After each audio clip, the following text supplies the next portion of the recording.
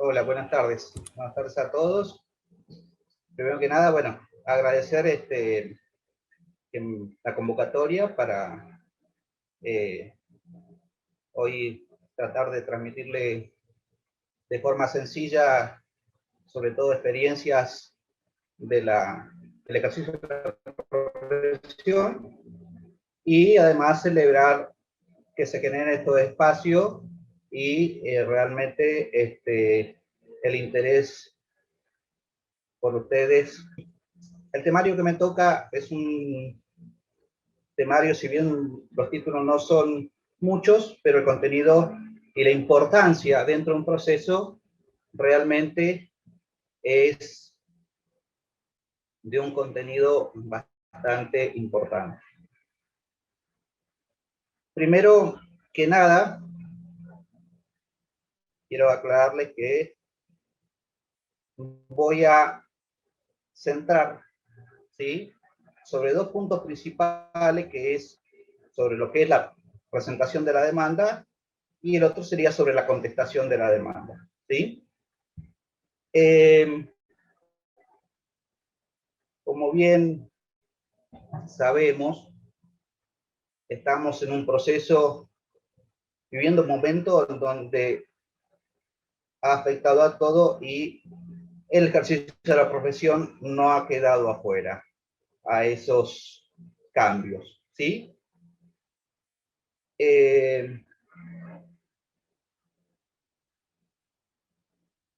Siempre nosotros cuando empezamos a ejercer la profesión, sobre nuestra mesa de trabajo, en el caso que nos dediquemos al rama civil o a la rama a la que nos dediquemos, vamos a tener sobre nuestra mesa el código de procedimiento correspondiente y algo que siempre tenemos que tener junto con ellos son la Constitución Nacional y la Constitución Provincial. Eso tiene que estar incorporado siempre como nuestros principales libros a los cuales vamos a acudir porque realmente tienen gran importancia. En cuanto a lo que es la presentación de la demanda, yo no voy a ahondar mucho en la cuestión teórica, porque entiendo que eso ya sería redundante, ustedes ya tienen conocimiento de lo que es el articulado del Código Procesal. Más que nada me voy a apuntar a las cuestiones prácticas, ¿sí? No quita que por ahí necesitemos leer algún artículo o una parte de un artículo como para el tema. Les decía que, bueno, como decía la moderadora, ejerzo la profesión desde hace ya casi 23 años y realmente en estos últimos años ha habido un cambio importante en el ejercicio de la profesión. Hasta no hace mucho, prácticamente era de la misma forma, ¿sí? En donde el principal modo de notificación que había en el proceso era la cédula. Hace algunos años ha perdido bastante protagonismo lo que es la cédula y ha sido reemplazada por lo que es la notificación electrónica. Eso ha traído de que ha acelerado los procesos, ¿sí? Son más cortos, más rápidos. Hoy un daño y perjuicio demora año, año y medio, si no es tan complicado, y antes demoraban 5 años en promedio, ¿sí?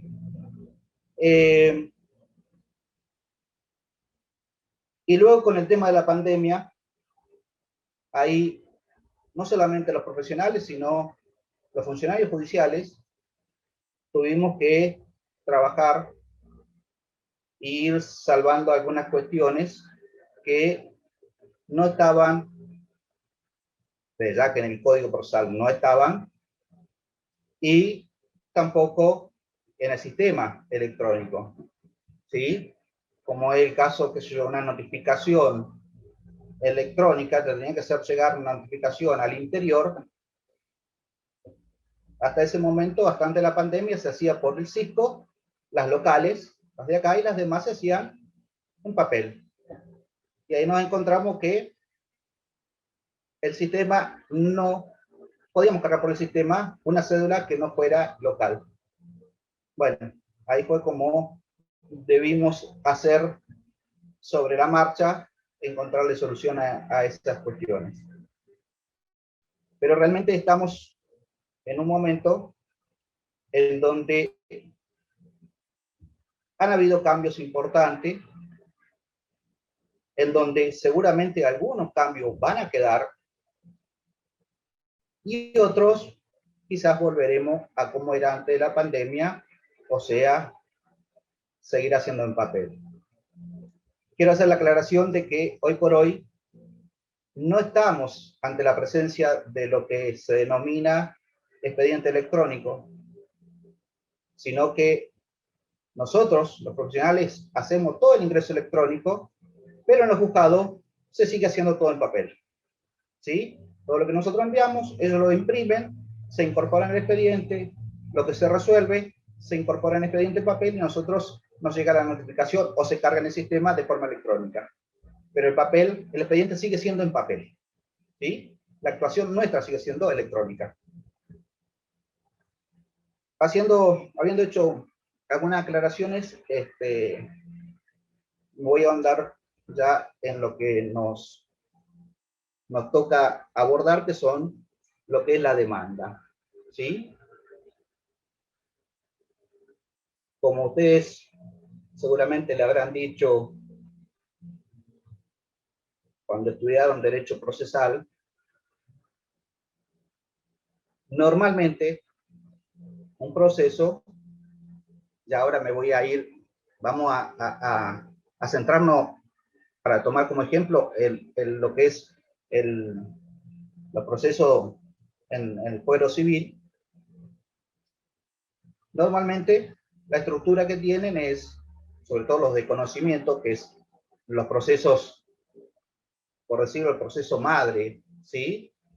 En donde los demás procesos acuden a él y tienen sus pequeñas diferencias con respecto al tipo de proceso o al fuero que sea, pero siempre el código, el proceso fuente es lo que es los procesos de conocimiento, el Código Procesal Civil y Comercial de la provincia.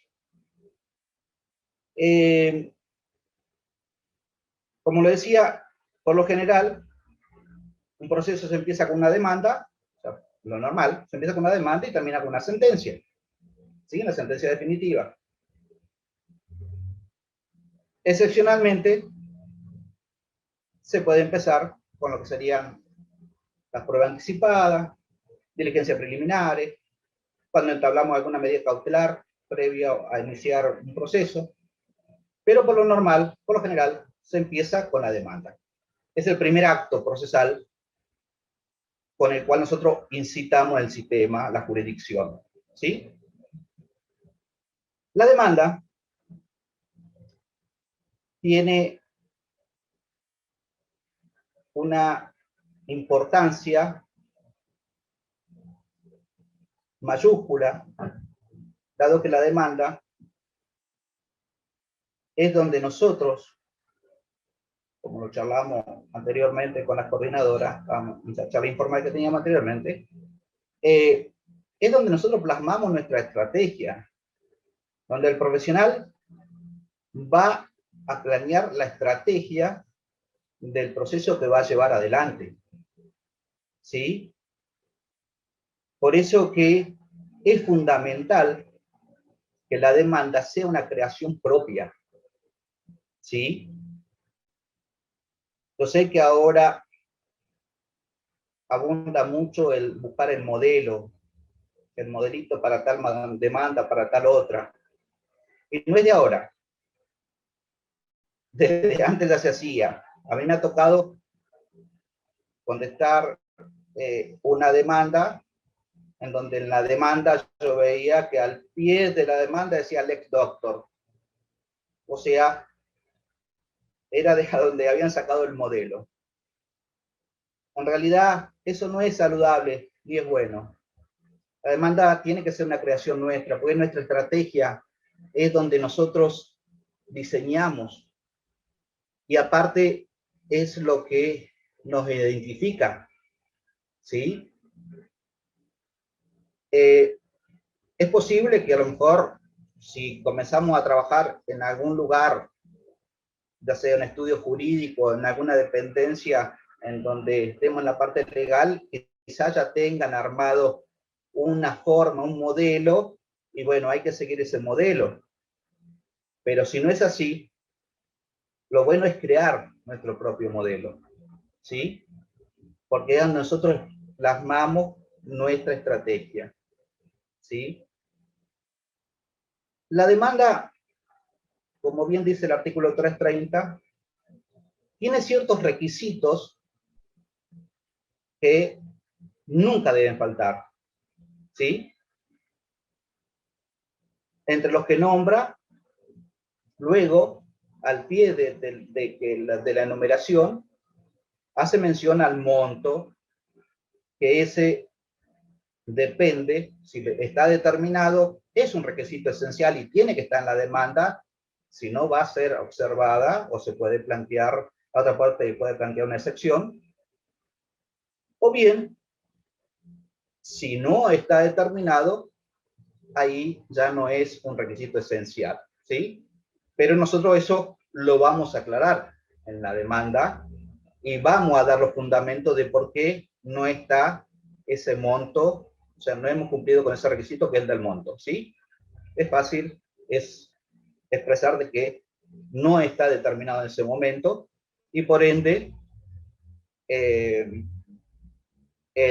con solo la lectura de la demanda, va a quedar justificado y avalado lo que estamos afirmando en cuanto a que no tenemos determinado el monto. Los demás requisitos de lo que son esenciales tienen que estar, ¿sí? Tienen que estar. Sigamos el modelo que nosotros hemos hecho o la estructura que hemos hecho, no importa el orden, sino que lo que importa es que esos requisitos estén, ¿sí? Por eso digo, no hace falta seguir un modelo. Crear nuestro propio modelo creo que es lo mejor, lo más conveniente. Y aparte porque nosotros desde ahí es donde arrancamos con el resto del proceso y de esa demanda es lo que va a depender el resto del proceso, ¿sí? En la demanda, una de las cuestiones que plantea son los hechos, ¿sí? Cuando se inicia la presentación, el objeto, ¿sí? ¿Qué tipo de acción estamos iniciando? Un daño y perjuicio, un cumplimiento de contrato, un incumplimiento de contrato, ¿sí? Cualquier acción que sea. Luego, lo primero que vienen son los hechos, ¿sí? Para ello, nosotros al cliente le tenemos que solicitar que de alguna forma, ¿sí? Nos relate, por lo normal nosotros le pedimos que lo haga por escrito, nos relate los hechos, ¿sí? De esa charla, de esa primera charla que tenemos cuando nos viene a ver y nos viene a pedir nuestra asistencia, de ahí nosotros podemos sacar, porque ellos, ustedes, si ya están ejerciendo, lo habrán vivido, y si no, lo van a vivir. El cliente por ahí viene a hacer catarsis. Por ahí uno termina siendo cura, psicólogo, de todo un poco, porque comenta todo y quiere comentar todo. Nosotros lo que tenemos que, de todo lo que comenta, sacar qué es lo que nosotros nos interesa y qué es lo que es útil para el caso, ¿sí? Eso le pedimos que él nos relate y después nosotros le daremos la forma, ¿sí? Cuando digo le damos la forma, es que cuando yo empiezo a redactar los hechos, yo siempre, en mi caso particular, tengo la característica de que mientras voy redactando los hechos, voy diciendo con qué prueba lo voy a demostrar, ¿sí? Tal cosa digo, así como lo demostraré con la prueba de testigo, lo demostraré con la prueba informativa, ¿sí? Yo voy en cada parte, voy diciendo, cada parte de los hechos, voy diciendo con qué prueba lo voy a demostrar. ¿Por qué es eso? Porque es más prolijo y porque es más claro para que cuando yo ofrezca la prueba, se entienda para qué es cada prueba que yo estoy ofreciendo, ¿sí? Para demostrar qué he hecho, ¿sí? Normalmente, uno, por ejemplo, la prueba de informe es para respaldar la prueba documental, por ahí. Porque normalmente la prueba documental es desconocida por la otra parte.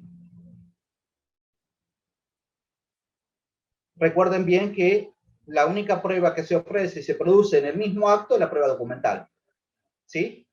Salvo que la misma esté en poder de la otra parte o de tercero, lo cual lo voy a dejar expresado y voy a, en el caso que esté en poder de tercero, indicar en qué registro, en qué archivo, dónde está, ¿sí? ¿Quién lo tiene? ¿En poder de quién está? Pero si yo la tengo, ahí la tengo que adjuntar. Entonces, normalmente esa prueba es atacada. Entonces, cuando esa prueba es atacada con la contestación de la demanda, yo siempre la voy a respaldar con la prueba de informe. Entonces, normalmente, yo cuando un hecho digo que lo demuestro con la prueba documental y con la prueba de informe, ¿sí? No hace falta detallar cuál de los informes voy a pedir, sino la prueba de informe, y después cuando en la parte de la prueba detallaré las distintas pruebas de informe, se sabrá a cuál acto, a cuál hecho se corresponde. Pero esto es importante tener presente, que los hechos guardan total correspondencia con la prueba, ¿sí?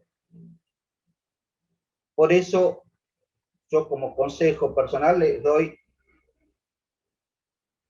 en cada hecho que vayan desarrollando en la parte de los hechos, vayan diciendo con qué prueba lo van a demostrar, ¿sí? Porque después cuando uno pide la parte de prueba, por ahí podemos correr el riesgo que podemos, cuando el juez determina la apertura a prueba, no concedernos ciertas pruebas porque no se entiende bien qué es lo que quería yo demostrar. En eso son muy cautelosos con respecto a la prueba pericial porque es una prueba costosa, entonces no la conceden así nomás. Entonces, si yo no detallé bien para qué pido la pericia que pido, por ahí se entiende que estoy pidiéndola por pedirla y no me la van a conceder, y eso puede implicar a veces hasta que puedo llegar a perder el juicio, ¿sí? Porque me resultaba indispensable esa prueba para demostrar mis dichos y bueno, no la supe correlacionarla con el hecho, ¿sí? Además, en los hechos no escatimen en cuanto al desarrollo de los hechos. Yo he visto demandas en donde son muy escuetos con los hechos. Y en los hechos uno tiene que no escribir un libro, un compendio, pero sí, si amerita que se escriba una carilla o dos carillas sobre los hechos, hay que hacerlo. Mientras vayamos diciendo con qué prueba lo vamos a probar, ¿sí? Porque recuerden que el hecho de la historia que nosotros contamos, por lo cual nosotros venimos a iniciar la acción, la otra parte va a contar, va a negar todo lo nuestro y va a contar su historia.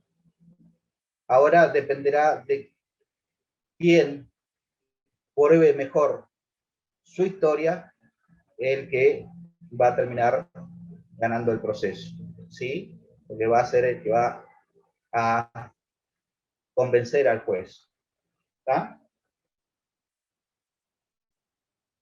Otra cuestión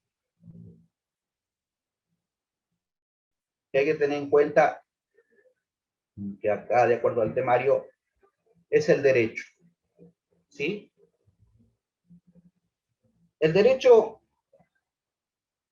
uno no hace falta que se explaye enumerándole ese artículo y todo lo demás, sino los principales en los que nosotros nos vamos a apoyar, ¿sí?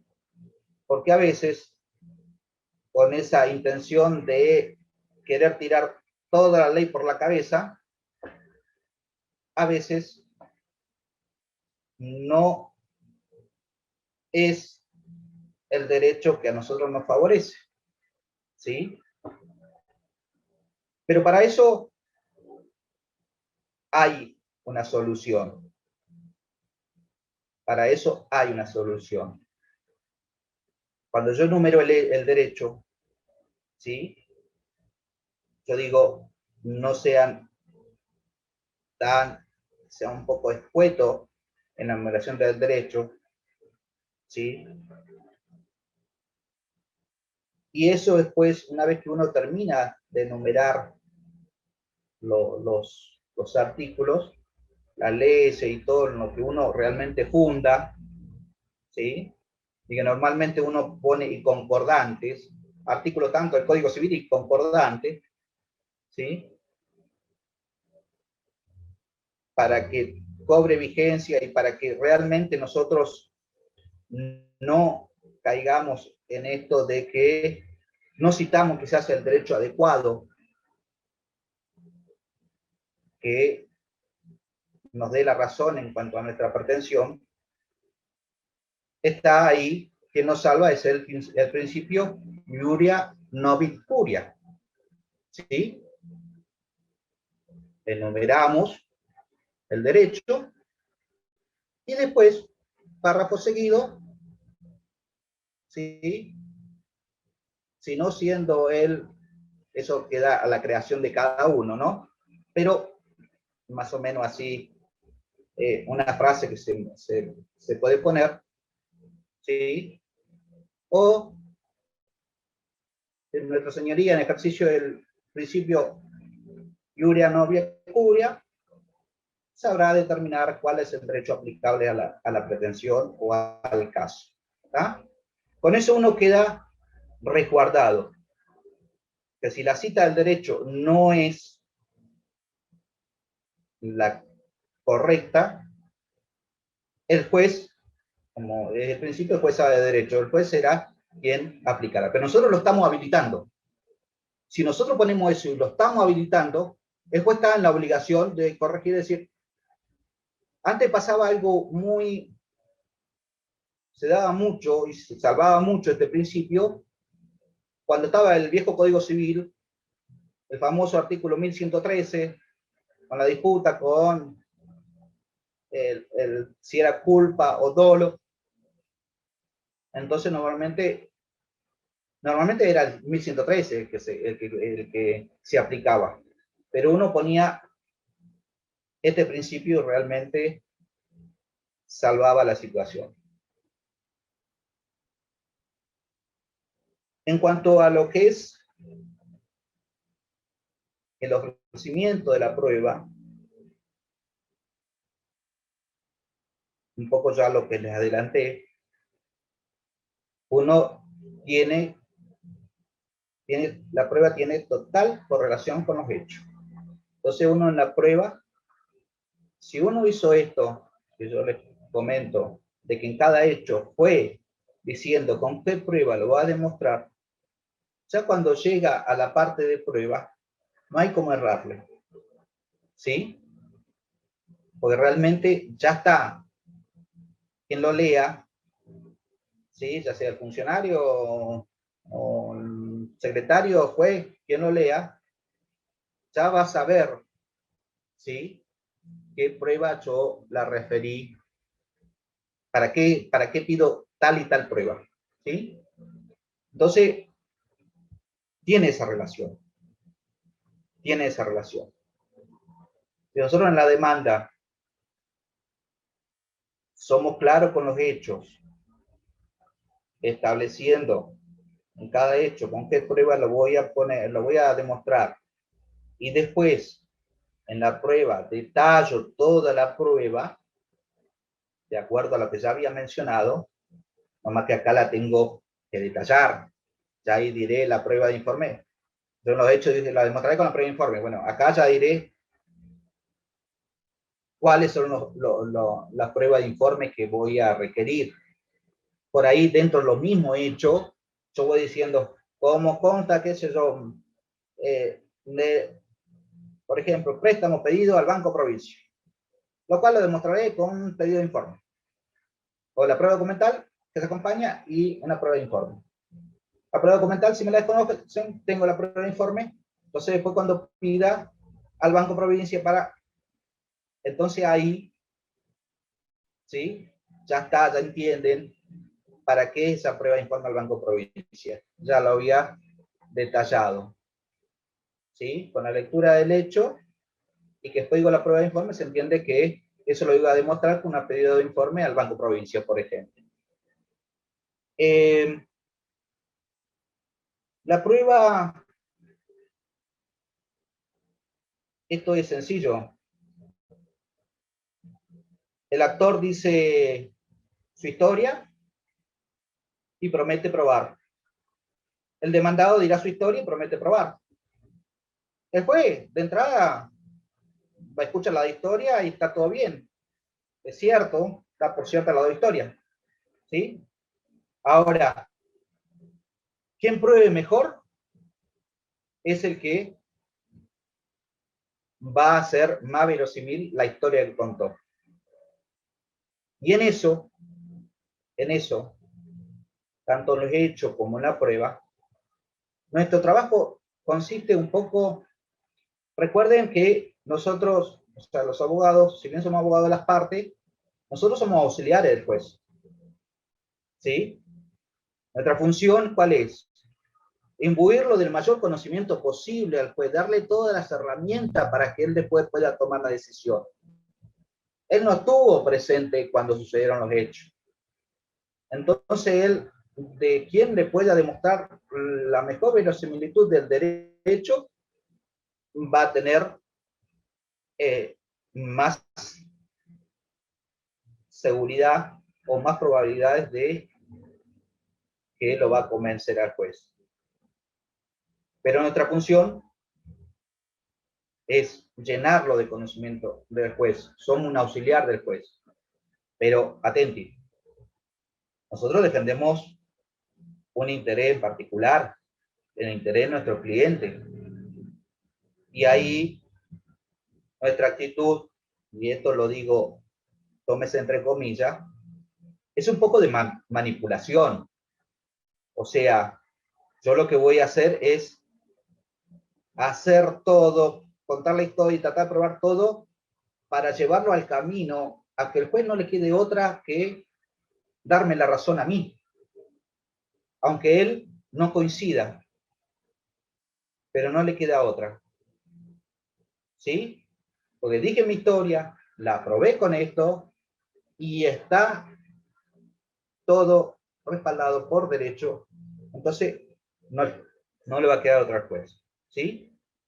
Por eso digo la importancia que tiene la demanda, la importancia que tiene esa creación propia de la demanda, en donde nosotros ahí plasmamos nuestra estrategia, de a donde nosotros de ahí, salvo que nos falla una prueba importante, pero de ahí en adelante nosotros tenemos que mantener esa estructura, esa idea, o mejor dicho, así un poco más coloquial, el libreto, ¿sí? Y que tenga coherencia, tiene que tener coherencia, por eso esa relación íntima entre la demanda, entre los hechos y la prueba, ¿sí? Hay una cosa que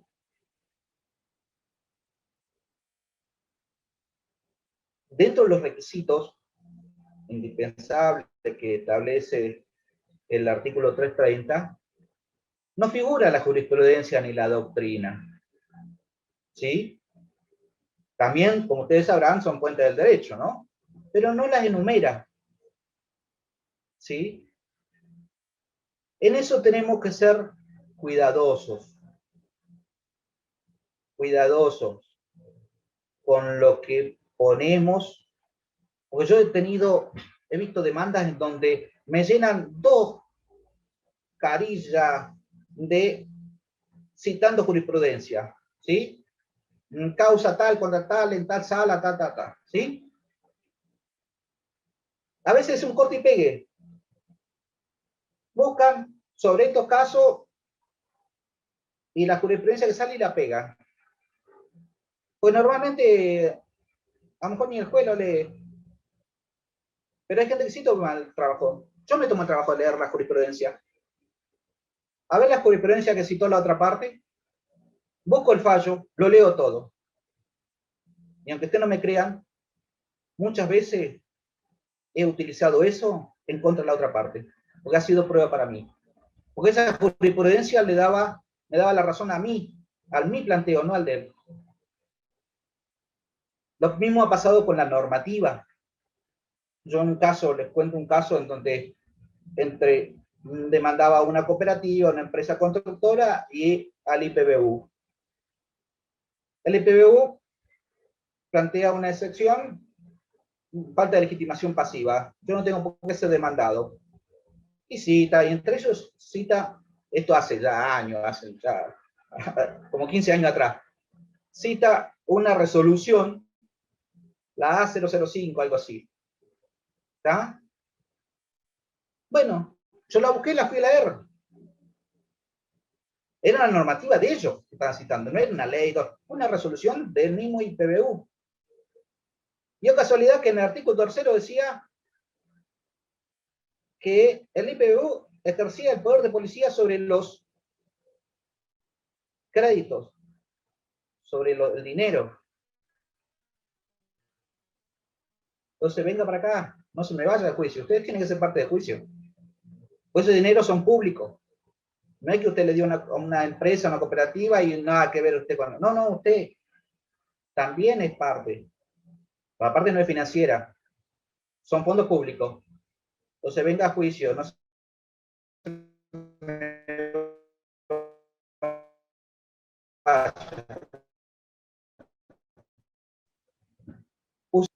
sumarle a eso lo de la otra parte.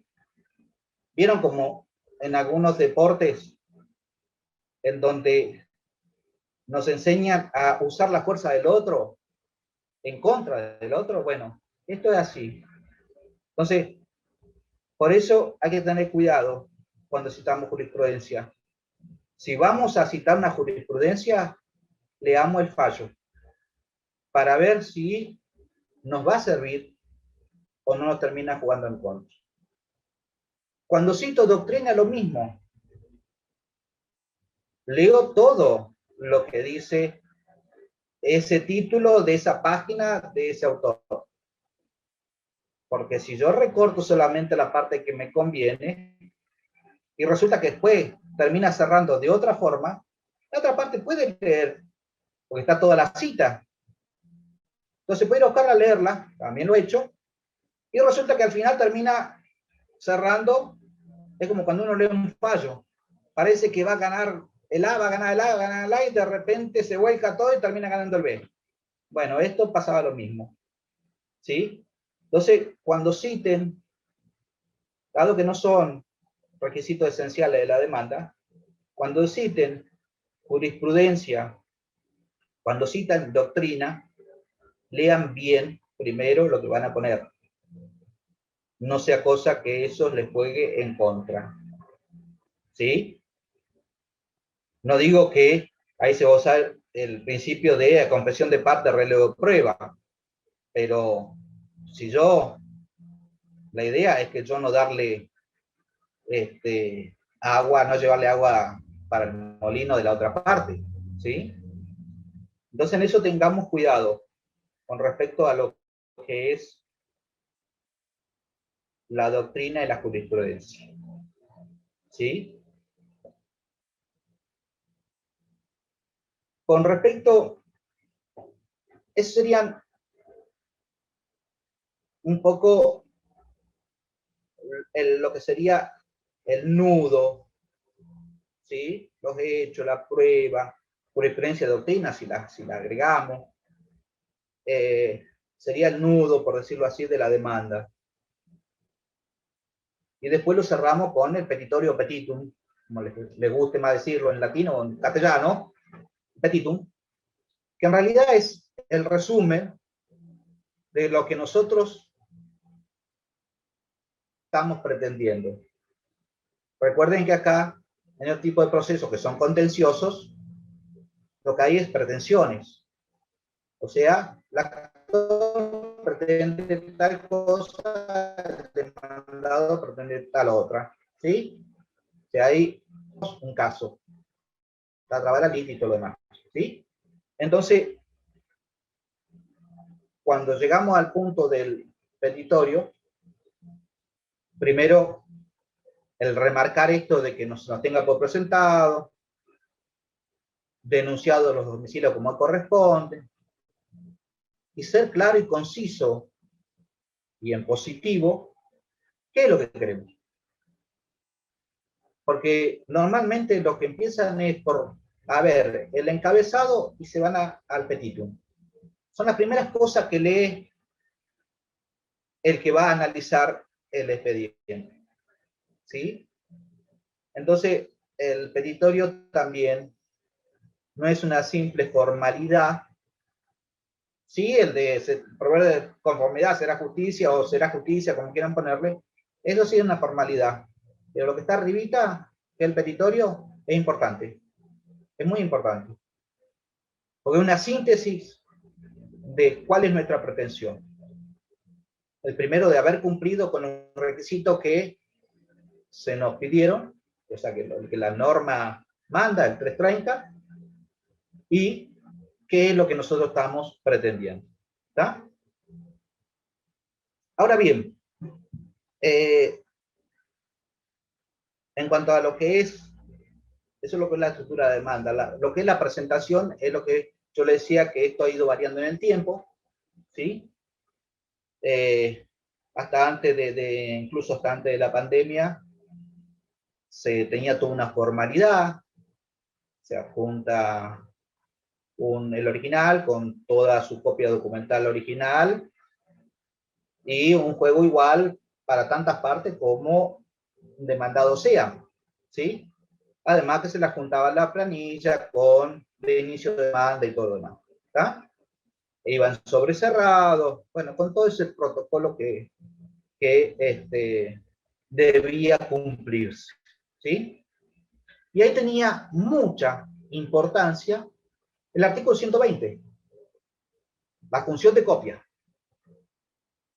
El 120, 2x3, uno se descuidaba y no cumplía con el 120 y eso implicaba o perder en un acto procesal o perder incluso hasta la devolución, si no se subsana la devolución de la demanda iniciada.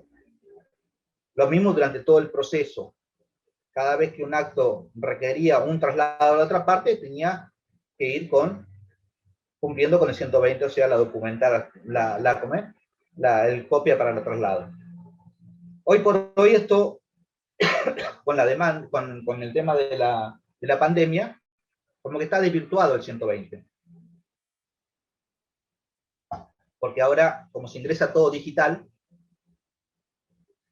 ni siquiera el original te queda en tus manos, queda ingresado digital, ¿sí? Entonces, se entiende que uno ha cumplido con el 120, porque el traslado se hace electrónico, ¿sí? Yo, por ejemplo, si meto una demanda, ¿sí? Todo va, se ingresa, yo no sé si ya lo vieron en la parte del sistema, se ingresa, ¿sí? Va todo en PDF. Pónganle que tienen bastante documental. Entonces va a ir, en la primer PDF va a ir la planilla de inicio de demanda con la demanda y hasta donde entre documental por la capacidad del PDF que tiene que tener. Son, no me acuerdo cuánto es la capacidad del archivo para que lo puedan subir. Tienen más, serán 3 archivos, por ejemplo. ¿Ah? Entonces, cuando ustedes subieron eso digitalizado, cuando se le corre el traslado a la otra parte, se tiene como que uno presentó la documental. O sea, junto copia. ¿Tá? O sea, hoy por hoy como que el 120 está un poco ahí en desuso. ¿Qué va a pasar después de que termine toda la pandemia? O no sé, no sé realmente. Algunas cosas, como ya les dije, van a continuar, pero otras volveremos al papel. Ahora, si el 120 vuelve o la presentación de demanda vuelve a que sea todo en papel, bueno, se tendrá que juntar como se juntaba antes con copia para traslado y todo lo demás. Si sigue siendo digital, bueno, ya el 120 como que quedó desvirtuado, ¿sí?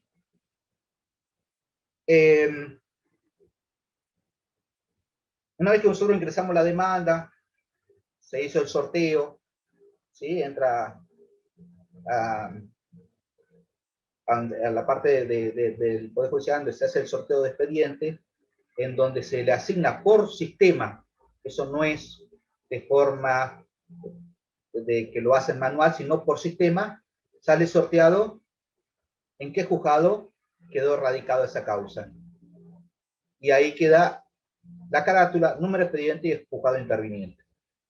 Ya después actuamos, nos referimos directamente al juzgado y vamos a seguir con el juzgado.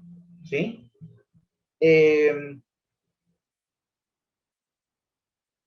Cuando nosotros ya tenemos la radicación, nos va a llegar a nuestro correo, ¿sí? En qué juzgado, nuestro correo electrónico que nos asigna el Poder Judicial, en qué juzgado quedó radicada esa demanda y bueno, de ahí seguiremos adelante. ¿Qué hace cuando ingresó la demanda a juzgado? Primero van a verificar si hemos cumplido con todos los requisitos que establece el artículo 330. Si hemos cumplido con el pago de los impuestos, contribución al colegio de abogados, tasa de justicia y el bono. Si no se ha cumplido con eso, la primera providencia que van a sacar es intimándonos al cumplimiento, diciéndonos cuánto es lo que tenemos que abonar y todo lo demás, ¿sí? Y nos dan un plazo cortito, con 5 días, para abonar. Una vez que si está todo ok, o si ya lo ingresamos nosotros con el impuesto pagado y todo, sacan una primera providencia el juez. Antes, eso fue evolucionando, esa primera providencia fue evolucionando bastante. Antes, solamente se no tenía por presentado, habiendo cumplido con ¿sí? Corre se traslado a la contraria por el mismo se regirá por proceso ordinario, sumario, sumarísimo, corre se traslado a la contraria, ¿sí? Notifíquese por cédula. No era muy largo. Ahora directamente ya las providencias detallan un poco más. En la primera providencia nos dicen no solamente el tipo de proceso que se va a aplicar, sino también el plazo de traslado a la otra parte. Y la nombra también a la otra parte. O sea, cosa que queda bien claro quién va a ser el demandado, el plazo que tiene para contestar y todo lo demás. Eso todavía se sigue haciendo por cédula. En esa notificación todavía ahí la cédula no ha sido reemplazada. Sea en papel o sea electrónica, pero sigue siendo por cédula. Ese traslado se notifica por cédula. Después en el proceso, la mayoría de los traslados, que sea con la otra parte, o sea, la parte que ya está en el proceso, se hace vía electrónica. Antes no, antes lo teníamos que hacer la cédula, entonces normalmente contábamos con más tiempo, a lo mejor el otro vino, vio el expediente, que es lo que lo iban a notificar, ya sabe de antemano, pero aquí que se hacía la cédula, se hacía todo el trámite, a lo mejor dentro de 15 días, 20 días, recién le llegaba la cédula y ahí tenía el plazo, o sea, tenía bastante plazo para contar. Ahora es como que es más acotado, como que es más rápido, ¿sí? En cuanto a lo que es, así por ejemplo, para detallarle, les voy a leer brevemente así una primera providencia.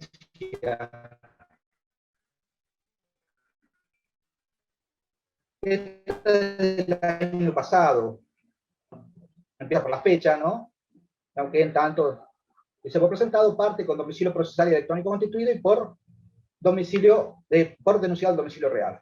Y ahí dice, de la demanda promovida, que tramitará según las normas del proceso ordinario, y lo pone en mayúscula, corre ese traslado a la demandada, lo nombra quién es el demandado, por el plazo de 15 días.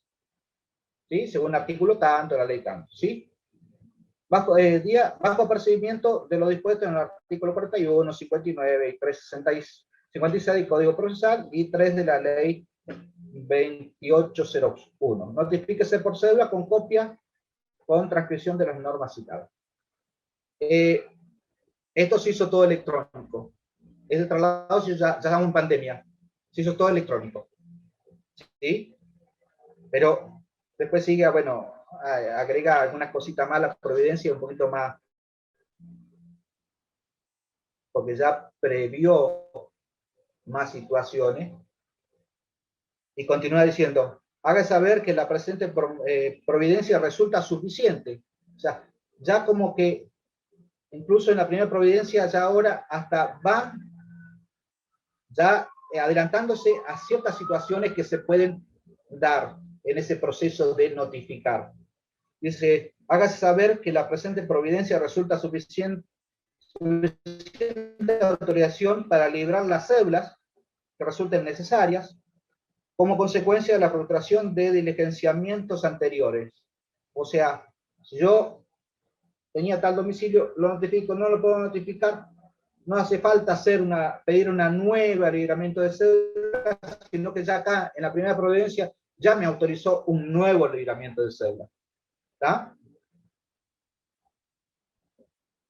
Autorizando, y esto ya lo pone en negrita y bien, autorizando su práctica sin necesidad de nuevo requerimiento en la respectiva cédula. Esto cuando yo tenía este domicilio real, todo demás, y de repente, al que tengo que notificar, se me fue, se me mudó. Obtengo un nuevo domicilio. Directamente ya está previendo eso. Antes había que pedir una nueva libramiento de cédula, denunciar el nuevo domicilio, todo. Se estiraba un poco más. Ahora directamente, ya tengo un nuevo domicilio, ya tengo la autorización, con que ponga esto en la providencia, ya puedo notificarlo, hacer una nueva cédula. Obviando de esta manera su diligencia, denuncia previa en el expediente, ¿vieron? Ya, o sea, esto lo subsana, ya sea esta diligenciada dentro o fuera de la jurisdicción de juzgado, directa o indirecta con las provisiones de la ley 22.172. Y después dice, además, si frustrada la diligencia, el domicilio que se denuncie en la cédula pertinente, y este fuere el que las partes entiende como tal, podrá librar cédula bajo responsabilidad del accionante, quiere decir, bajo mi responsabilidad. Yo me voy a encargar de notificarlo. No hace falta que lo haga el oficial notificador. Lo tomo la responsabilidad, o sea, la parte toma la responsabilidad de notificar.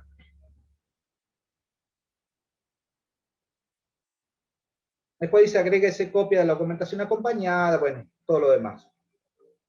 Y al final dice, téngase presente la certificación actuarial que antecede. Bueno, esto en el caso de que si no se ha pagado, ¿sí? No se ha pagado la tasa de justicia, la contribución y todo lo demás, ante la providencia el secretario lo pone en conocimiento del juez de que eso no se ha pagado y cuáles son los montos. Entonces, al final de la providencia, el juez establece qué es lo que hay que pagar y te da un plazo de 10 días para cumplir. De lo contrario, bueno, va a tener la ejecución. No es que no te rechazan la demanda o no te le dan trámite. No, va a seguir el trámite, pero te van a iniciar la ejecución por eso que no has pagado. ¿Se entiende? Por ahí si voy muy rápido, me levantan la manito y bajo yo un poquito la velocidad. ¿Vamos entendiendo hasta acá? Se va entendiendo, Henry. Bien. Ahí están compartiendo en el chat. Igual Bueno, cualquier consulta ya saben que lo podemos hacer y después abrimos el espacio de preguntas. Por mí lo va hacemos. perfecto. Bien. Bien. Porque voy ahí, mirando el tiempo, la hora y realmente eso nos apremia. Y tratando de cumplir con el temario que se me ha dado. Ahora vamos a la contestación. La parte demandada fue notificada y empieza a correr el plazo para notificar, para contestar, ¿sí? Recuerden que si proceso ordinario son 15 días, sumarios son 10, sumarísimos son 5, lo cual se puede ampliar un día más por una distancia de 200 kilómetros, fracción que no baje de 100, ¿sí? O sea, por ejemplo, yo si tengo que notificar a alguien, lo demando acá y lo tengo que notificar en vez de la Angostura, va a tener 16 días, no 15. 16 días. Eso ya lo pone en la primera providencia el juez. Ya pone los días. Entonces, si por el domicilio real que yo denuncié, esta persona vive en Villa Langostura, en Chumará, lo que sea, ya el juez va a establecer que no son 15, son 16, son 17, dependiendo la distancia. ¿Sí? Dice proceso ordinario por tantos días. ¿Ah? O sea, ya está contemplando esto, que los días que se incrementan un día más por la razón de la distancia, ¿no? Se notificó. Tiene que contestar la demanda. La contestación de la demanda, siempre saben que quien impulsa el proceso, quien tiene que impulsar el proceso, la carga de impulsarlo lo tiene la parte actora. Entonces la demandada es como que está, no le digo que tiene un trabajo más sencillo, pero es como que por algo es la pasiva.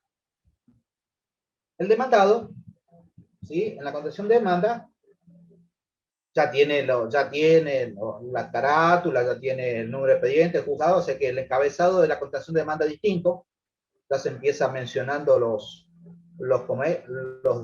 datos del expediente, cosa que el actor no lo tenía, porque cuando metió la demanda no sabía nada de eso, empieza poniendo actor, demandado, vamos a decir todo lo que es el enunciado de arriba de la demanda, pero el demandado ya empieza como de la forma que después va a seguir contestando escrito.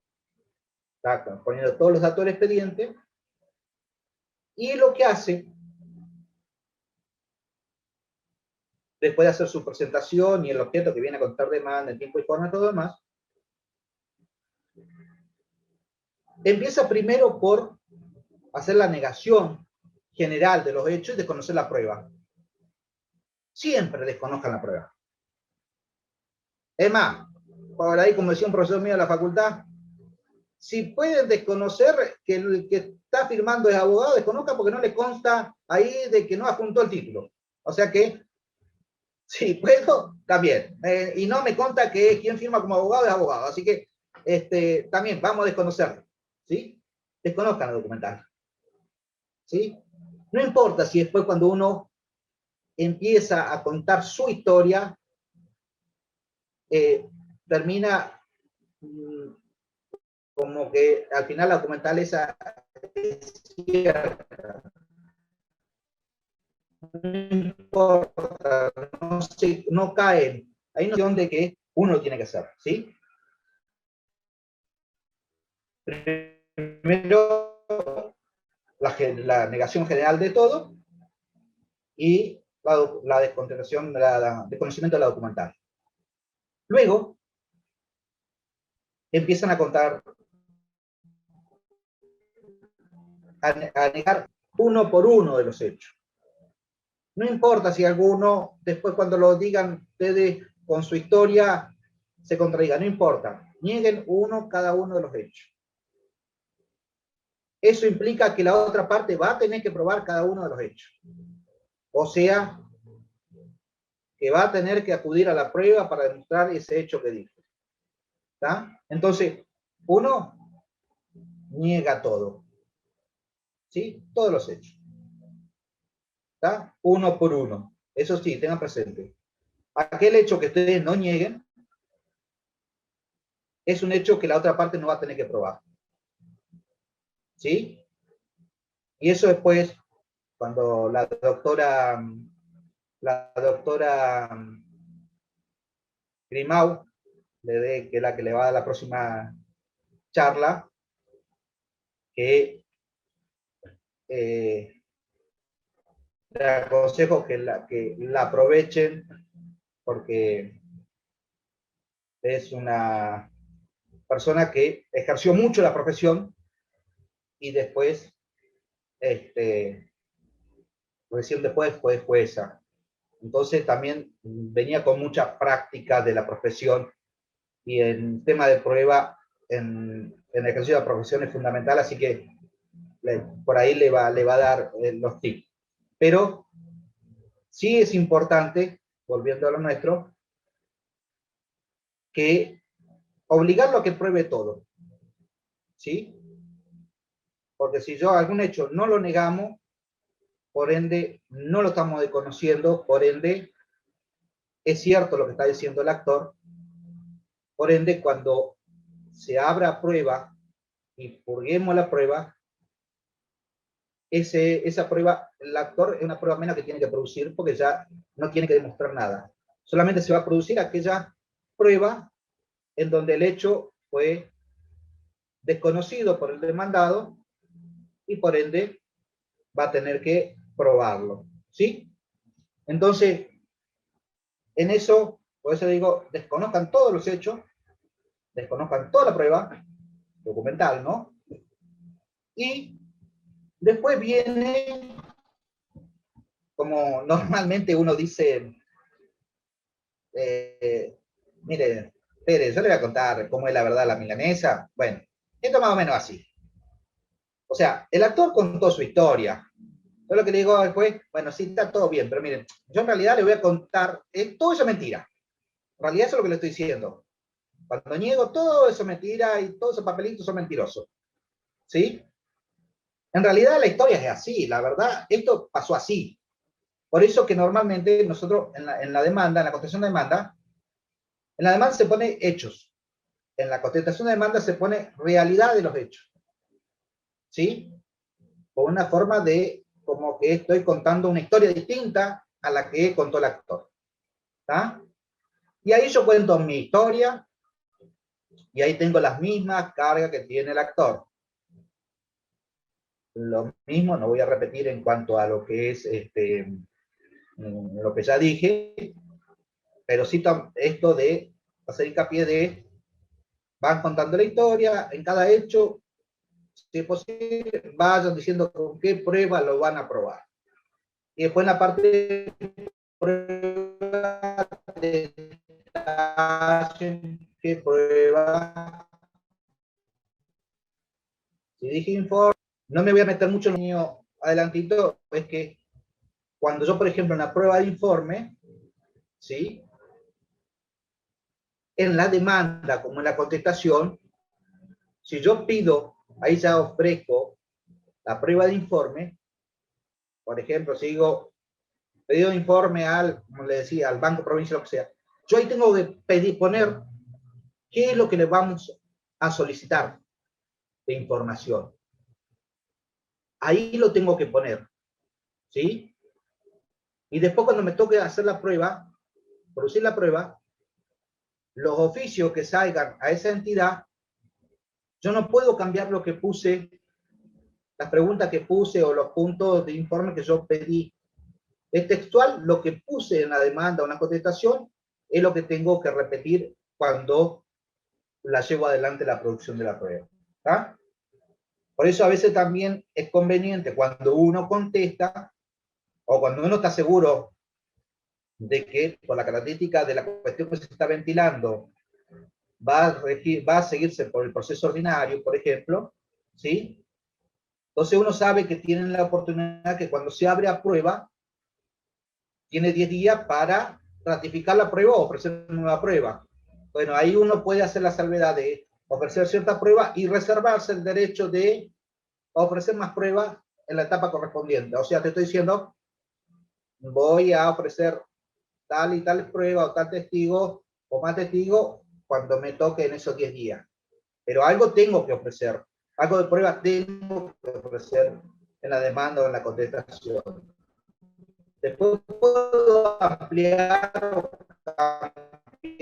o desistir de alguna. Y enumero qué es la prueba que ratifico y hay alguna que no la enumeré, quiere decir que la desistí. ¿Está? ¿Se entiende? Entonces ahí uno va a contar su historia. También va a hacer mención al derecho en el que se funda, que normalmente no va a ser el mismo que citó el actor, porque acá es el derecho que uno funda para la parte como demandado, pero también este principio del iuria no vicuria también no lo olvidemos de poner. Tema la parte actora, la parte demandada siempre enumeremos el derecho que corresponde y pongamos ese principio que nos va a salvar bastante. Hacemos el ofrecimiento de la prueba como corresponde y finalmente viene el petitum, petitorio, que ahí lo fundamental, que vamos más allá de decir que venimos y contestamos en tiempo y forma, que se nos tengan por contestado en tiempo y forma, el denunciado del domicilio real, constituido el procesal y el electrónico, ¿sí?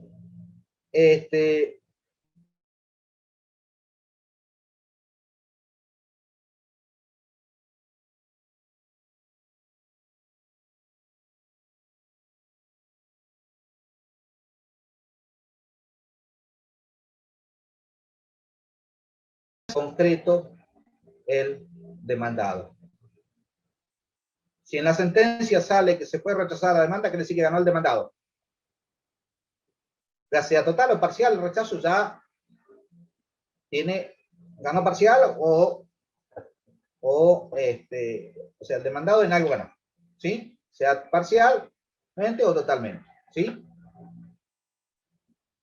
Esos son principalmente lo que es la contestación.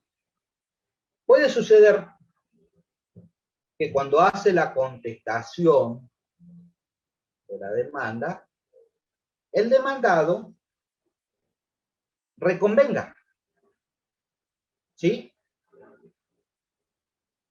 En el proceso ordinario o en el sumario, reconvenga. ¿Qué quiere decir? Eso ustedes lo tienen sabido, que es lo que sería la contrademanda, por decirlo en palabras sencillas, ¿sí? O sea, aprovecha esta situación y en el mismo proceso él contrademanda, por una cuestión que tiene relación con ese hecho, a identidad de sujetos, ¿tá? Pero para que la reconvención tenga trámite, se la tramite en ese proceso, se tienen que dar dos situaciones. Primero, que el juez que está entendiendo en la causa sea competente para entender en ella, en la reconvención. O sea, si estamos en una demanda civil y yo quiero reconvenir por una cuestión laboral, no va a prosperar la reconvención. Me la van a rechazar in limine, me va a decir, vaya por la vía que corresponda. O sea, vaya a demandar en el laboral, porque no es de competencia de este juez. ¿Sí? Y la otra, que hay que tener en cuenta, es que lo que yo estoy planteando en la reconvención sea una cuestión que sea objeto del mismo tipo de proceso que tiene la demanda principal. O sea, si estamos en un proceso ordinario, yo reconvengo y lo que estoy reconveniendo debería tramitar por un proceso sumario, no va a prosperar la reconvención. ¿Sí? No están desconociendo y hay prejuzgamiento. No corresponde, no cumplimos con los requisitos, nos van a decir que vaya por la vía corresponde, o sea, entable la demanda por expediente separado y se le tramitará por juicio sumario. Estas dos cuestiones, más allá que son reglamentarias, son lógicas. Porque si un juez civil es el que está teniendo jurisdicción en ese expediente, no puede entender sobre cuestión laboral, menos, por ejemplo, acá en Neuquén, donde están separados los fueros. ¿Sí? Por ahí, acá creo que Chomalale es el único que queda en donde el juez tiene, salvo lo penal y lo de familia, sigue manteniendo pues el fuero civil, laboral, ¿tá? Pero en lo demás casi todo está dividido en los fueros. Y por el otro lado, es que si bien el juez sabe derecho, el abogado sabe derecho, pero él, su jurisdicción, o sea, competencia, jurisdicción, son las dos cuestiones que lo terminan de, como yo digo siempre, el cetro y la banda que lo transforma en juez, cuando se le asigna la jurisdicción y la competencia. Entonces, ella tiene la competencia en la cual va a entender. Por más que conozca sobre los demás, pero su competencia es en tal materia. ¿Sí? Y con respecto al tipo de proceso, una cuestión lógica. Sería, hablando, y si me lo permite, un despelote de plazos. Si en el mismo hay expediente, estamos llevando por un lado un proceso ordinario y otro sumario, los plazos no son los mismos. Entonces, más allá de una cuestión reglamentaria, una cuestión lógica que la reconvención debe cumplir con esos dos requisitos, de lo contrario no puede tramitarse y que el demandado vaya e interponga la demanda por donde corresponda. ¿Sí? Ahora, con respecto a la reconvención, si está todo bien y corresponde, el juez va a sacar una providencia, que entiéndase así como primera providencia en el caso de la reconvención, en donde va a ordenar, o sea que sí, que se va a abocar al entendimiento de lo que se está planteando en la reconvención, y ordena el traslado a la otra parte, bueno, las mismas formalidades que era para la demanda, lo mismo, el plazo, tipo de proceso, ya sabemos que si es dentro de un ordinario, va a ser ordinario, más que nada lo que establece es que se corra traslado por tantos días. ¿Sí? En este caso puede darse la situación, por ejemplo, si yo en la demanda demandé a alguien que estaba, por ejemplo, en Villa Langostura, el otro tuvo 16 días para contar la demanda. A mí cuando me corran traslado de la reconvención voy a tener 15, no voy a tener 16 días. Porque yo estoy acá. Y porque ya los dos estamos acá. Él sigue con su domicilio real allá, pero está constituido el domicilio personal acá. Pero yo tengo el real acá, así que para mí van a cambiar los días. Va a ser proceso ordinario, pero él tuvo 16 días para contar, yo voy a tener 15. ¿Está? ¿Se entiende? Así que, y ahí, en la reconvención, tenemos tiene las mismas características de la contestación de la demanda, cuando contestamos la demanda. ¿Sí? También vamos a desconocer los hechos en general, los hechos en particular, o sea, la documental, los hechos en particular. Después contaremos nuestra historia, el prueba, el derecho. ¿Sí? No importa si la prueba que yo ofrecí en la demanda la estoy repitiendo acá. Igual ustedes pónganla. De última, al momento de producirse la prueba, se unificará la producción de la prueba. ¿Sí? Pero acuérdense que son dos hechos distintos. Entonces no den por sentado de que, no, pero yo ya pedí prueba de informe. Está bien, a lo mejor después el juez, cuando evalúa todo el expediente en su conjunto, va a tomar toda la prueba. Pero en esto es mejor, vamos a hacer de cuenta que el juez no se va a tomar esa molestia. O sea, hagamos de cuenta como que, más que contestar una reconvención, hagamos de cuenta que estamos contestando una demanda. ¿Está? O sea que si tengo que ser reiterativo con cierta prueba, póngalo. No, lo que abunda ahí no daña. Después cuando hace la producción, sí, si ahí dice, no vamos a, si va a pedir lo mismo, un solo oficio, porque va a entrar todo al mismo expediente, bueno, está todo bien. ¿Está? Pero si yo no la ofrecí, acuérdense que es para demostrar yo la prueba en relación con los hechos. Entonces, como que para los hechos que estoy contando yo en la contestación de reconvención, por ahí no tienen relación, tienen que tener relación con la prueba. Y si yo no pongo prueba, quedo como que yo conté la historia, pero ¿tá? Normalmente el juez analiza todo, ¿tá? Pero por las dudas. No sea cosa que por ahí no lo analice así y nos quedemos sin haber probado el hecho o cierto hecho que describimos en la contestación de la reconvención. ¿Se entiende? Lo mismo pasa cuando el demandado contesta la demanda y reconviene, por ahí usa una sola prueba para ambos. Pero si por ahí son distintas pruebas, enumeran las dos pruebas por separado. ¿Sí? Yo en ese aspecto lo hago así. De última, después hay tiempo para...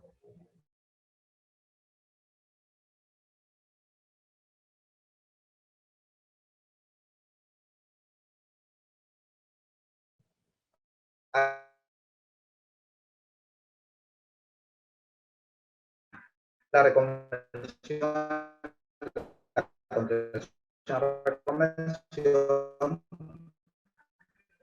sobre todo esa relación que tiene la prueba con el actor va a ser actor y el reconvenido, y el demandado va a ser demandado y reconveniente. Se le cambian los nombres para no caer en esa confusión. Pero bueno, en realidad ambos somos, como quien dijera, actor y demandado y actor. ¿Sí? Por ende, eso también es bueno porque ya la carga de impulsar el proceso es para los dos. ¿Sí? Si viene uno para la reconvención y el otro para la demanda, pero ambos deben mover el proceso. En cuanto a... estos son los dos temas más importantes que me parecía empezar por estos temas. Después acá se habla del tema de lo que es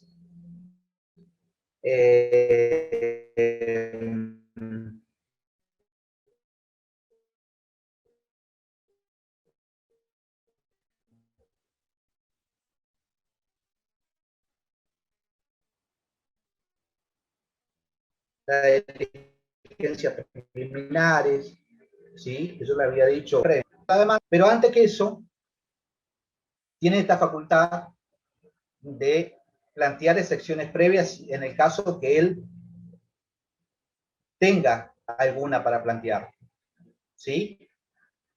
esas excepciones de previo especial pronunciamiento, son defensas, pero no son las defensas comunes.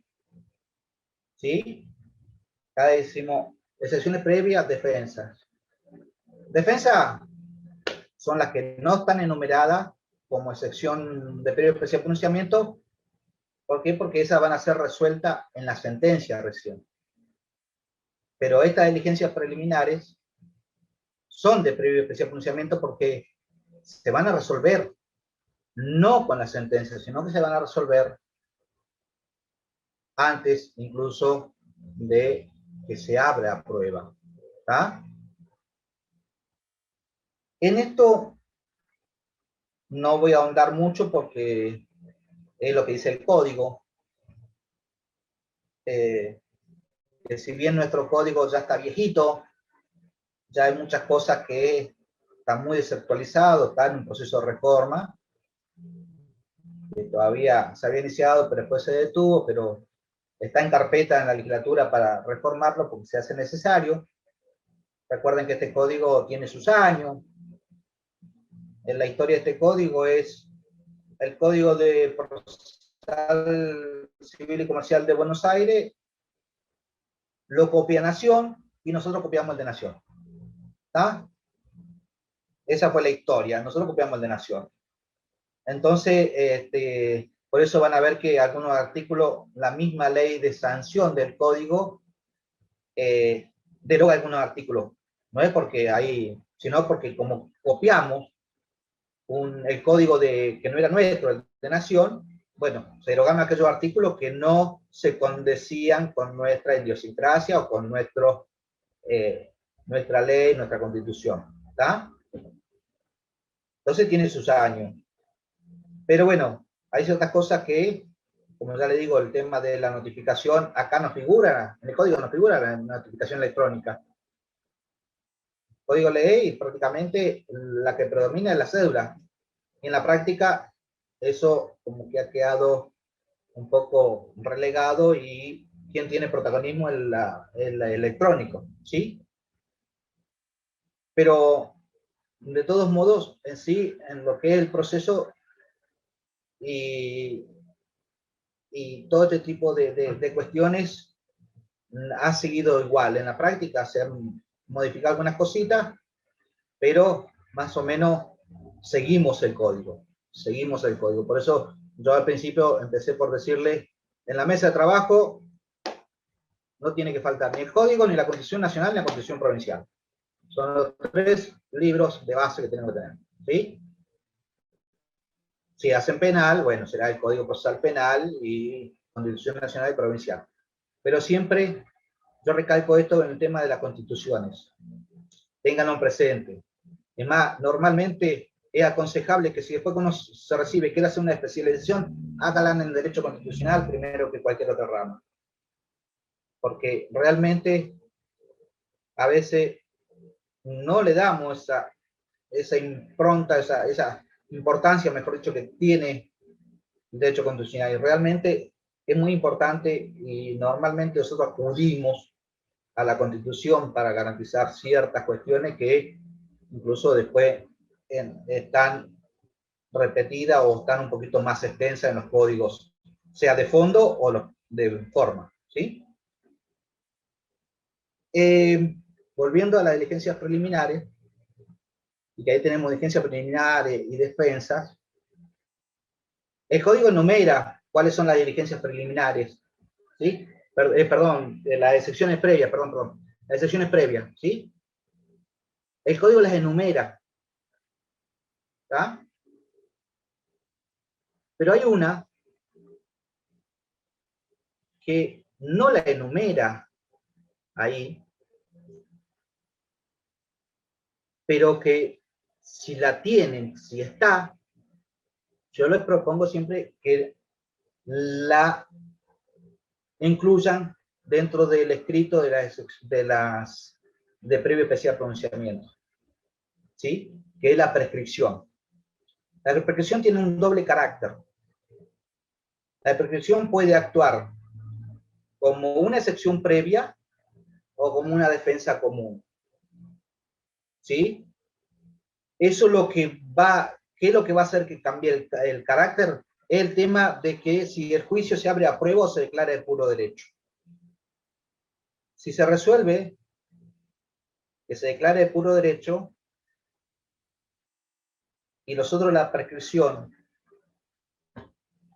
la debemos, ahí se va a tratar como una excepción previa. ¿Sí?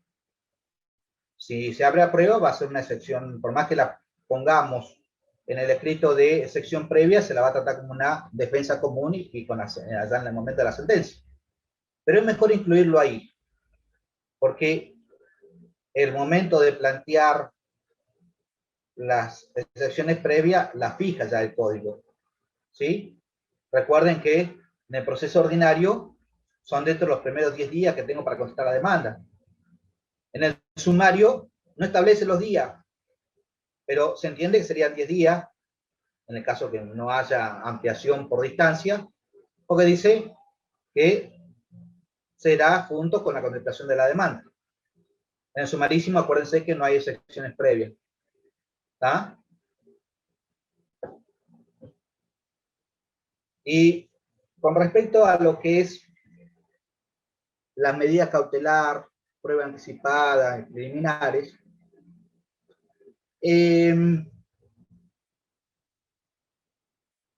también esto es lo que el código dice, no tiene mayores, el procedimiento es bastante fiel a lo que dice el código.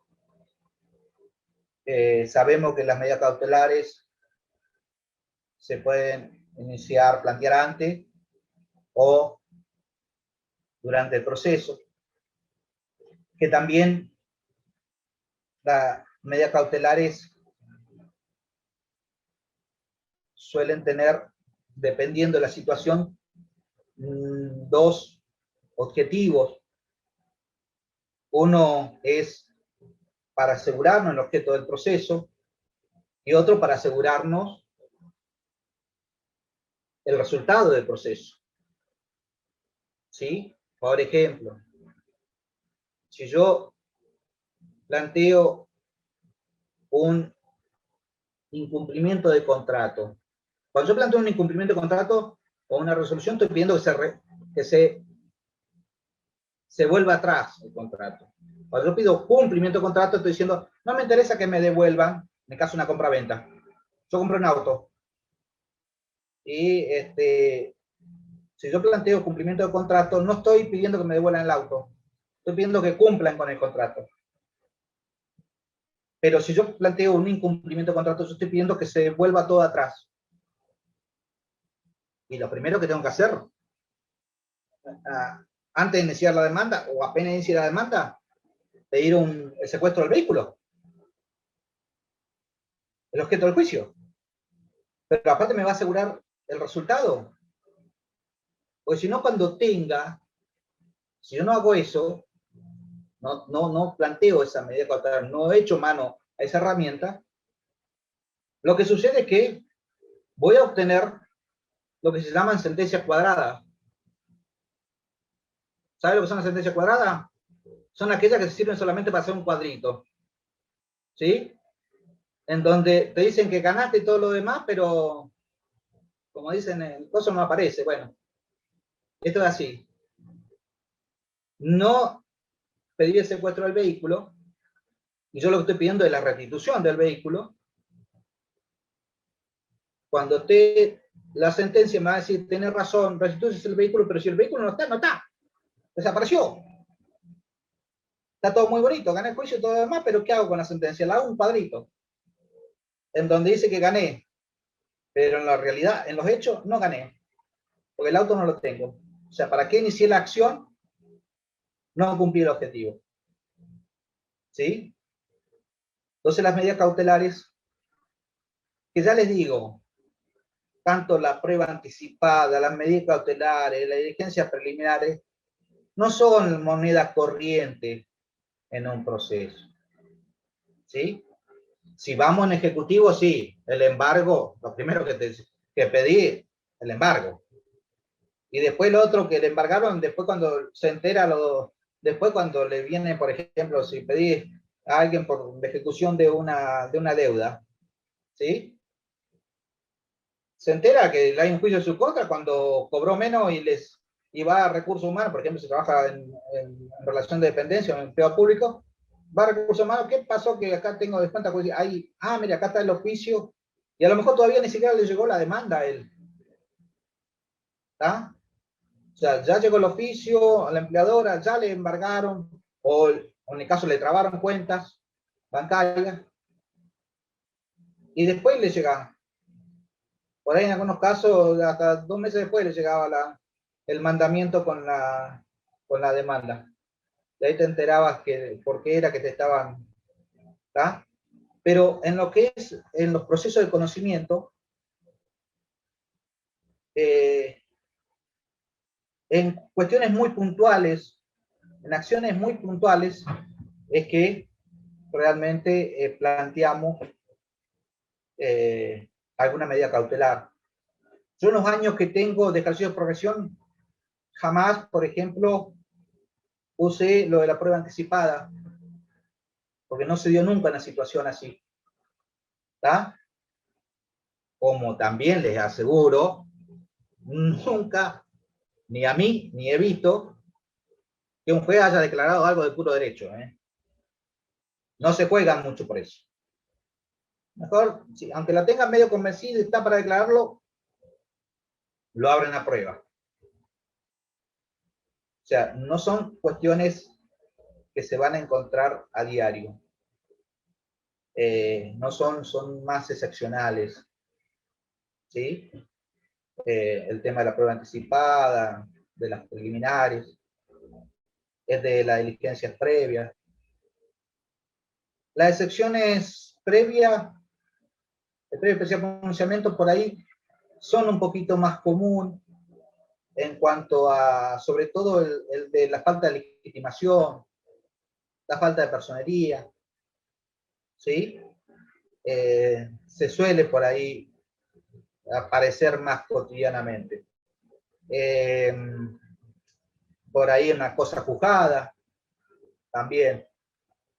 En eso recuerden siempre que cuando se plantea una excepción en las excepciones de previo especial pronunciamiento, debo plantearlas todas en un mismo escrito, ¿sí? Y si tengo entre ellas la de incompetencia, lo primero que se plantea, la de incompetencia del juez, y después lo demás. Porque después primero va a resolver esa, si es competente o no. Si no es competente, no resuelve lo demás y lo deriva al juez considerado competente. Si él se declara competente, recién ahí resuelve todas las demás. Pero todas en el mismo escrito. Y una cosa que es muy común ver y que se equivocan los colegas por ahí, cuando plantean el anticonsorcio, ¿sí? Están pidiendo que se tiene que configurar el anticonsorcio facultativo, lo que sea, como excepción previa. No es una excepción de previo especial pronunciamiento. Es un error, ¿sí? Pero las demás excepciones, cuando uno las plantea todo en el mismo escrito, si está la incompetencia la primera que vas, y además, siempre se debe acompañar con la prueba documental de la que tenga que valerse y ofrecer todas las demás pruebas. Y en el caso que no tenga esa prueba documental, hacer referencia, por ejemplo, una cosa juzgada, si no tengo una copia de la sentencia, hago mención, detallo en qué auto, qué juzgado, en dónde está, y pido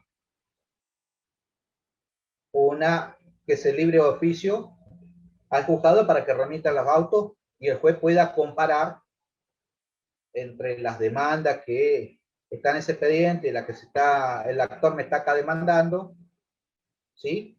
Para ver si hay identidad del objeto y todo lo demás, aunque le haya cambiado palabritas, pero es la identidad del objeto, eso es lo que va a analizar, por más que le cambie la palabra y todo lo demás, pero si va a ver qué es lo que está, cuál es la pretensión.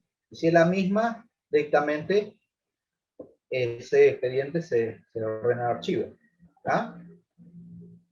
Pero ya les digo, tampoco son cuestiones que se dan muy cotidianas. Sí, por ahí el falta de legitimación pasiva, activa, es la que más por ahí se puede ver más común. Pero en principio, estas dos cuestiones las más importantes son esto de la demanda y lo que es la contestación. ¿Sí?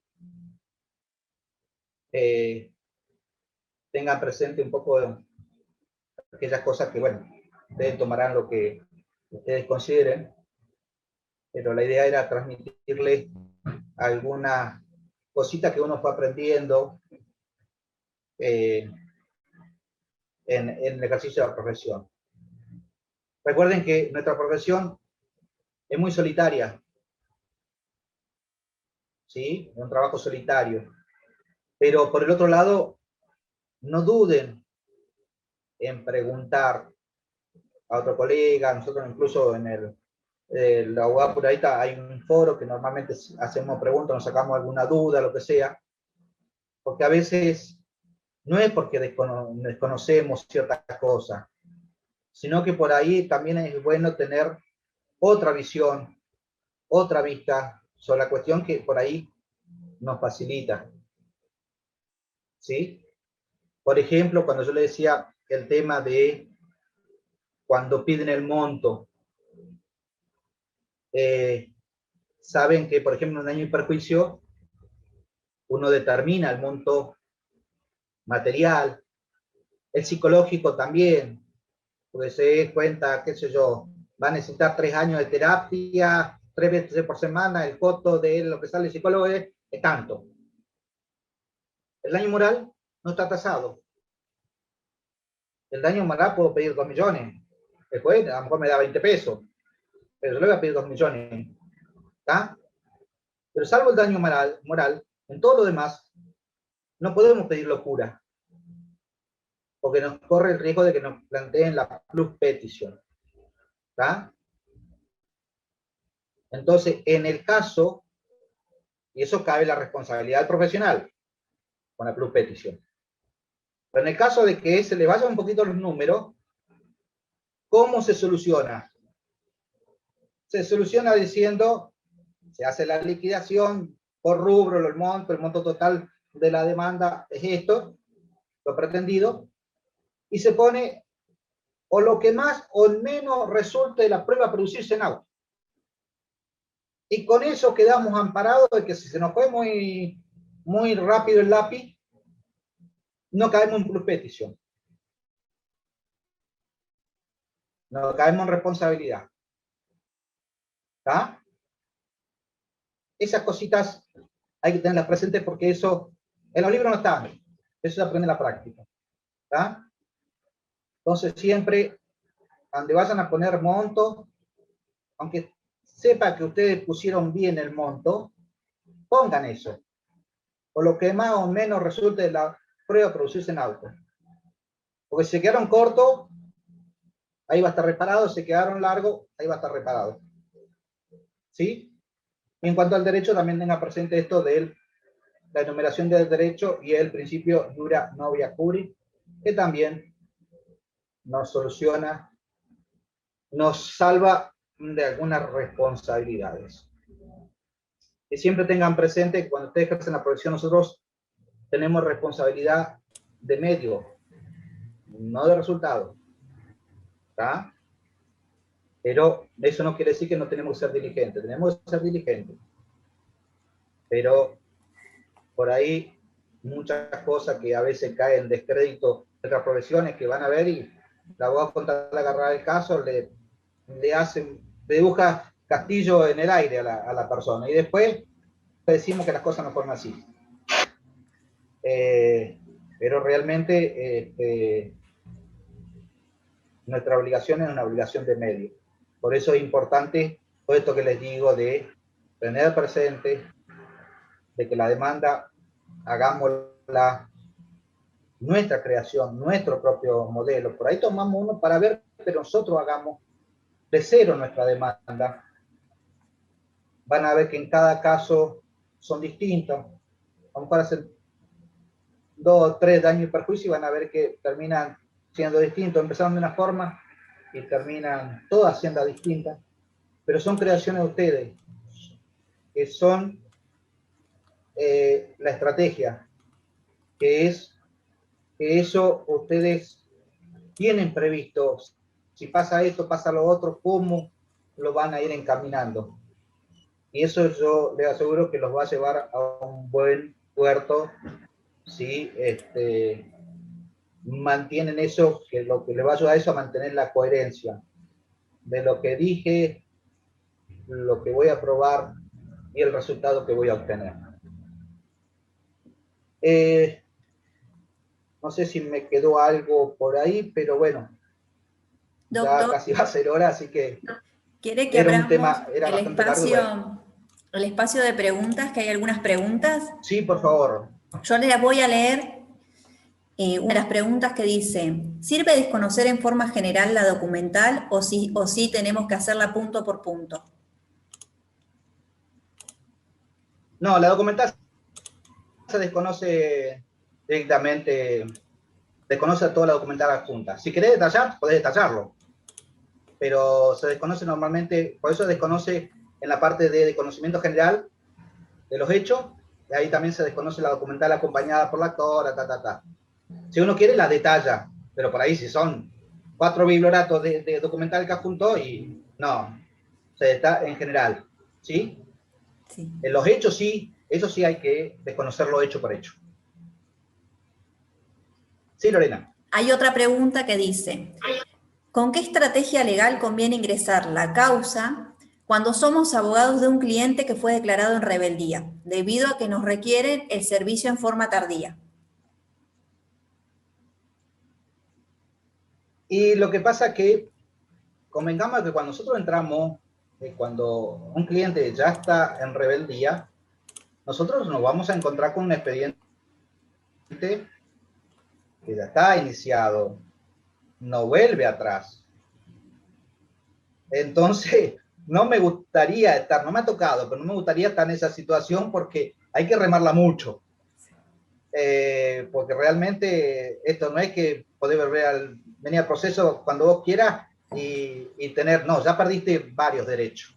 Así que la estrategia es ver cómo acomodamos y si hay posibilidad de acordar algo con la otra parte, busquemos siempre el acuerdo porque depende en qué parte se presentó, nos presentamos en el proceso, vamos a ver si ya no estamos al horno, ya estamos prácticamente para la sentencia y seguramente la sentencia no va a ser a favor. Así que en ese caso, dependiendo en qué etapa se vino el cliente, y tratemos de ver cómo podemos llegar a un arreglo, pero hacerle saber de que ya ha perdido bastante derecho. La siguiente pregunta dice: en un juicio por cobro de expensas, ¿se podría reconvenir en una rendición de cuentas al administrador del consorcio? Sí, se podría reconvenir, pero en realidad, recuerden que una cosa es el administrador, la función que tiene el administrador, y otra cosa lo que es el consorcio. ¿Sí? El consorcio es el que me está ejecutando la expensa, no el administrador. Y yo lo que le estoy reprochando es una actitud del administrador. Como que la reconvención ahí medio que va a ser dudosa de que se le dé trámite como reconvención. No quita de que no lo pueda demandar o pedir algún tipo de reclamo, pero ahí como que son dos cosas distintas. No había identidad de sujetos. Acuérdense que acá tendría que haber entidad de sujeto de objeto. ¿Sí? O sea, la relación causal. Pero ahí me está demandando el consorcio, también lo hace a través del administrador, pero es el consorcio que me demanda. Acuérdense que el consorcio es una formación, es una persona, ¿sí? La siguiente pregunta dice: respecto a la notificación de la demanda por cédula, ¿cómo se diligencia una cava? Porque por SYSCOP no se puede. ¿Tendría que pedirla con facultado o bajo responsabilidad de la parte? Perdón, al principio no te escuché bien. Respecto a la notificación de la demanda por cédula, ¿cómo se Sí, diligencia una sí. cava? ¿Una qué? ¿Cómo se diligencia una Ahí es donde cédula acá. a Cava? Ah, Claro, es bueno, porque... en realidad, sí, en realidad eh, no quiere decir de que todo sea electrónico. Uno plantea este tipo de situación porque electrónico dentro de la provincia está todo bien porque está todo conectado, ¿sí? Pero aquellas cuestiones que como esta, seguramente se va a hacer de forma en papel. Yo le contaba a las chicas, por ejemplo, que en plena pandemia, cuando yo me contestan esta demanda que yo entablé, que se notificó en Villa Langostura, me reconviene y ya estaba todo digital, ya todo fue digital. Pero cuando me reconviene, la otra parte adjunta cierta documental digitalizada y después son 3 o 4 biblioratos en papel. Y el juzgador, en plena pandemia, le digo, autorizó esa presentación en papel y automáticamente a mí me dio un turno para que yo fuera al juzgado a ver esa prueba en papel. ¿Sí? O sea, estas excepciones hay, estas situaciones que se generan, están. Yo entiendo que esto se va a librar en papel y se hará de la forma que en papel, salvo que haya también esté todo digitalizado y se pueda, se debe hacer de forma digital, bueno, será de forma digital. Para eso nos librarán a nuestro correo y nosotros lo haremos de llegar en forma digital a Cava, pero realmente desconozco cómo está funcionando Cava, si están de forma digital o ¿cómo es? O electrónica, ¿cómo es? O papel. Bueno, No, desconozco eso. sí, lo que podemos responder, como yo di el módulo 1, es que por Syscom no van, o sea, no van por la No. pestaña de cédula. Sí o sí hay que hacer la presentación o se ingresa como escrito, depende del fuero, o se va al juzgado para pedir el sellado de la cédula y se tiene que diligenciar en papel. Depende de la jurisdicción. Yo ahí lo que le aconsejaría a la colega es que llame a Cava para ver cómo está funcionando la oficina con las cédulas ley. Bueno, Henry, por Sí, ahora sí, son... porque en realidad eso depende, perdón, sí, porque en realidad eso depende mucho de más, así algo breve. Cuando empezamos con el tema de la pandemia, las únicas cédulas que se diligenciaban por Cisco eran las locales, o sea, las de acá. Sí. Al interior salían por papel.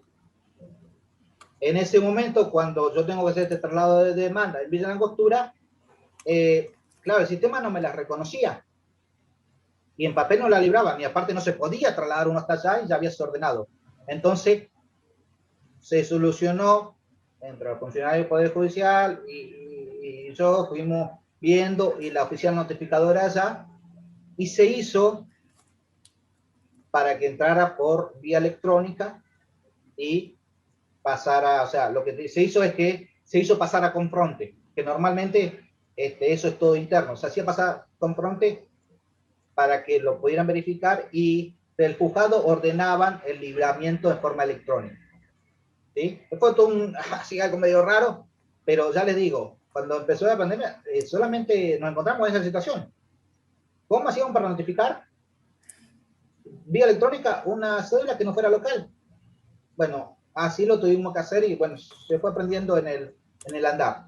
Por eso te digo, allá tendría que ver cómo es. Pero a lo que voy concreto de esto, no quiere decir que todo digital.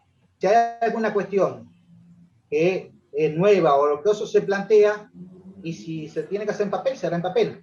Todo depende de cómo funciona en Cava. Claro. ¿Está? Bueno, Henry, Lorena. muchísimas gracias. Viendo el horario, vamos a cortar con las preguntas. Si quedó alguna duda, yo les sugiero que se comuniquen por los canales que tenemos abiertos de la agrupación. Por Facebook es Abogados y Abogadas Pluralistas, por Instagram es pluralistas-nqn, o si no, al correo en el cual les hicieron las inscripciones, que es inscripciones.ap@gmail.com. Cualquier cosa también le hemos dejado los números de teléfono. Yo quiero agradecer especialmente a Henry porque esto lo hacemos de manera desinteresada, gratuita, y es para acompañarlos entre colegas. Siempre es muy lindo ver a muchos conocidos, porque los estoy viendo por medio de la pantalla, y a quienes también han estado ingresando a la matrícula, y a quienes todavía están estudiando, o quienes se han recibido y todavía no tienen tampoco las matrículas para poder comenzar a litigar. Pero bueno, las puertas siempre están abiertas y nosotros quedamos a disposición desde la agrupación, y desde también agradecer a la universidad por el espacio y por las herramientas para poder hacer el curso. Muchísimas gracias a todos y a todas. Es un placer siempre estar acompañando desde este lado. Gracias, Henry, nuevamente. Muchísimas gracias. No, por favor, yo pido disculpas si hablé mucho, hablé rápido, no se entendió, pero bueno, era mucho, el tiempo acotaba y lo que más me movía era tratar de transmitirle cuestiones prácticas y que quizás en los libros no están, y bueno, espero que les sea útil y espero haberle servido en algo. No, estuvo muy buena. Yo estuve atenta y estuvo muy buena. La verdad que fuiste muy claro. Te agradecemos de todo. En el chat están poniendo que muchísimas gracias, que excelente, y tenés buenas devoluciones. Bueno, los esperamos mañana, que es la tercera clase del tercer módulo, que es de la etapa procesal, y hasta mañana a todos y a todas.